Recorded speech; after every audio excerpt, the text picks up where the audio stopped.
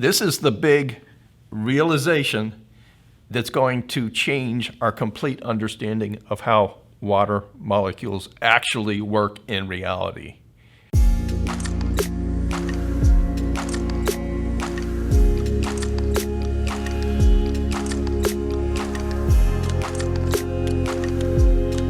Here we have 3 containers sitting on a table. This container contains water. This container contains 200 iron balls that have been magnetized. And this one this one contains the 200 iron balls that have been magnetized, and this one contains the ones that have not been magnetized. Now, if we turn all of these containers on their side and ask ourselves what will happen to the contents, we can then ask ourselves whether or not this confirms or disputes or refutes even our concept that we have so far about H2O molecules being a permanent dipole. So let's consider what would happen. We turn the water, well, the water flows out of the container, flows off the table, it's very fluid. And then let's say we take this one here and we turn it on its side. That's the one that has the non-magnetized balls. And what's going to happen to it? Well, it's going to be very similar to the liquid water. Well, most of them are going to roll off of the table. Lastly, let's consider our one that represents our current premise. Now, if we turn this on its side, it is not going to do what we're hoping it should do. It's not going to flow off the table the same way the water did. So what does this tell us? Well, it tells us that this premise, there must be something wrong with it. There must be something wrong with it, because if H2O was genuinely, could be correctly characterized dipole magnets, then it wouldn't have the low viscosity that we do see in liquid water.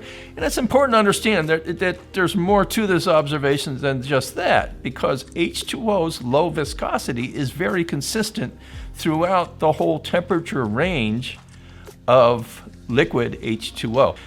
So, but the basic point of this is that these observations, the fact that water has such low viscosity, is contradictory to our current premise of H2O polarity.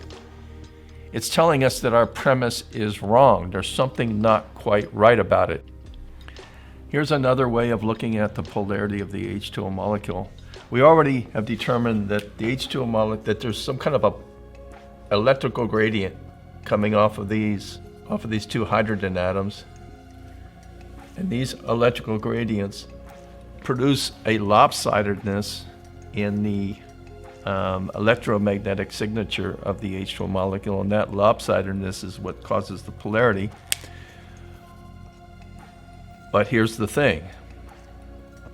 It will only do that as long as that lopsidedness is not opposed from other directions. Let me give you an example. Let's, instead of saying that this is the H2O, let's say it's the methane molecule, and let me show you what happens. Here's the methane. It has 4 hydrogens attached to it, but the methane is not a polar molecule. Well, why isn't it a polar molecule?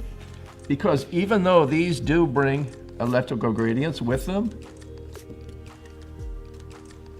there's one great big difference between this and the H2O molecule, and that is that these opposing electrical gradients cancel each other out. These two cancel these out, this cancels these out, thus making the methane molecule not lopsided with respect to its electromagnetic signature. If it doesn't have a lopsided electromagnetic signature, it isn't polar, it isn't a polar molecule. This is polar because there's asymmetry. This has tetrahedral symmetry. This methane molecule does. It's all 4 sides of the tetrahedron are filled. On this, we have tetrahedral lopsidedness because only 2 sides of the tetrahedron are filled. And that makes this one polar and this one nonpolar. But now, remember, our experiment showed us that H2O acts like, when it's in the liquid form anyways, it acts like a nonpolar molecule. But we have to ask ourselves, well, what would cause H2O to act like a nonpolar molecule when it's in the liquid phase? And I tell you, there's a hint right here. Do you see it? Well, ask yourself, what's going to happen when this gets hydrogen bonds? So now you see that what we have here are two additional H2O molecules that have formed hydrogen bonds right here with our original H2O molecule. Now notice what we have here. Notice that we now have 4 hydrogen atoms surrounding this nuclei. This nuclei right here, that being the nuclei of the oxygen molecule. And what will you expect from this? Well, sure enough, 1, 2, 3 electrical gradients. Look at that. Electrical gradients. And what do electrical gradients do when they're opposing each other? They cancel each other out, and that's what we have here. This cancels out this. Actually, I'm going to do that in black. This cancels out this, and this cancels out this.